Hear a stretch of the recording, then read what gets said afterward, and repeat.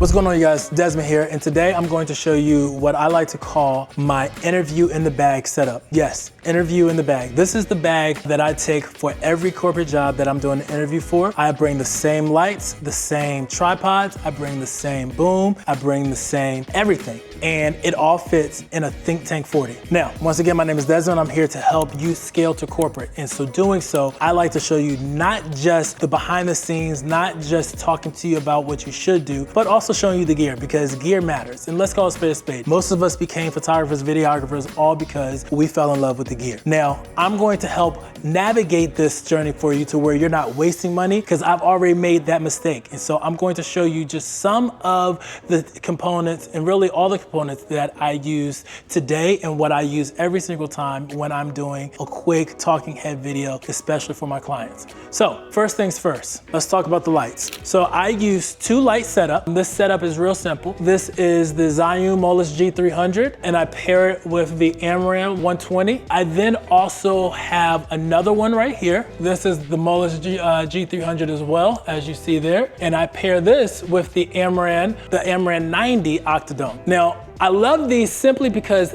these things fold flat, you guys. Yes, they fold flat. So when I'm done, I can literally fold these flat and they fit right there in the side of the bag. Now, what do I hold these on? Because as you can see, they're still very sturdy. They have a good base. It is the small rig heavy duty tripod. These things break down to where they're able to fit easily into the Think Tank 40, as you can see here. But the other thing that I like is they're also air cushioned. What that means is that when I'm bringing it down, you see that? It's not just dropping down, boom.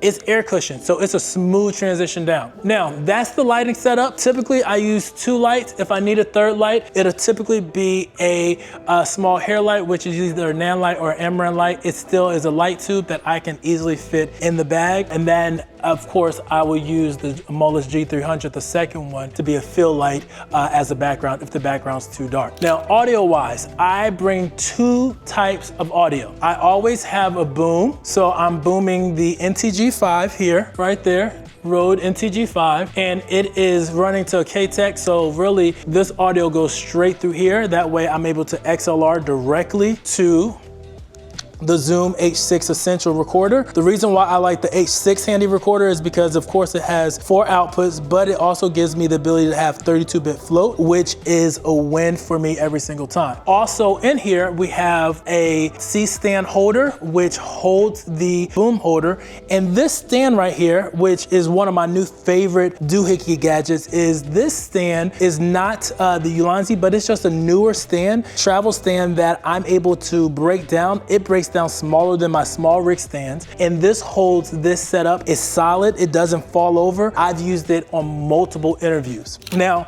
the next thing that I'm going to show you is the camera setup. The camera setup I use today is, of course, really simple, and I also show you the tripod that we put the camera on because I think that matters just as much. So the camera setup that we use today is real simple. We use the Canon R5C. The R5C, we paired it with a small rig 99 battery, and then we had it with a 24-70, and then our client did some teleprompter work, so we used the Elgato teleprompter. Now, for monitor-wise, we use the Hollyland Pyro 7, and then we, of course, use the DJI mic as the backup audio. Now, the thing that I love about the Pyro 7 as well as the Pyro 5 is it has the ability to transmit directly to my iPad, which comes with me literally everywhere. And so because it comes with me everywhere, guess what that means? My iPad now becomes a director's monitor. That's right. So you all know that I have been big on monitors for years. I believe every videographer should have a monitor in their bag. I use the Atmos monitors. I've also used the Portkeys monitors. So far, Hollyland is starting to win my soul even the more. So we just got them. So we've been using them for the last couple of weeks. We will, of course, keep using them for this year. And we're going to, of course, put them through the test of trial. But with that being said, the last thing that I have in here that goes into the camera bag,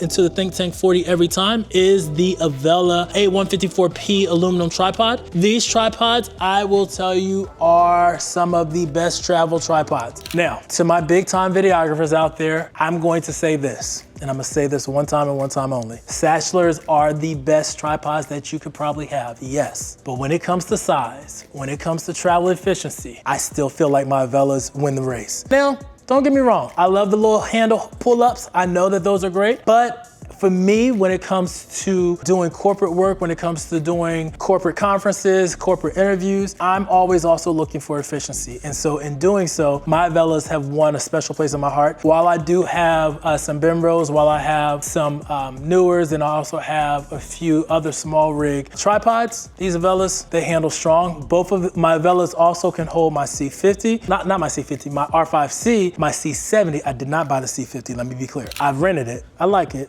but I don't love it. But I will say that the Avella can hold the R5C, it can hold the C70. I've also put a C300 on it. It can hold a C80. It can hold any camera that you think is too heavy that most of us are using right now in corporate work. Now, granted, if you're trying to put a red on it or something like that, yeah, I probably wouldn't do that. But at the end of the day, the Avellas, they're amazing. The last thing that goes into the bag every single time is, of course, a set of headphones, and then we also put an extension cord in there. So y'all, this is the setup. Excuse the mess, I've been doing a little bit extra recording, but this is the setup. I did show you guys the light, I brought it down a little bit, but as you see, this is the whole setup that we used for every interview. We have the 2 lights, 1 key, 1 hair, 1 boom, 1 camera. If we wanted to add a second camera, we could do so. At the end of the day, this is how you get to the bag, guys. Keep it efficient, keep it right. Now, at the end of the day, y'all, this is the setup that I think will help you effectively get to the bag. I think that when it comes to shooting any type of interview, you gotta have a setup that you can go to and you can practice on a regular basis. This setup alone, I don't know the exact dollar amount, but what I will tell you is this. The lights are around 500. The boom pole was maybe 100. The microphone, yes, that's a grip. You can find any other mic that you want. The stands, they're less than 70 bucks, $70, $80. And the tripods are like 110, 120, something like that. That alone, and the Amaran softboxes are between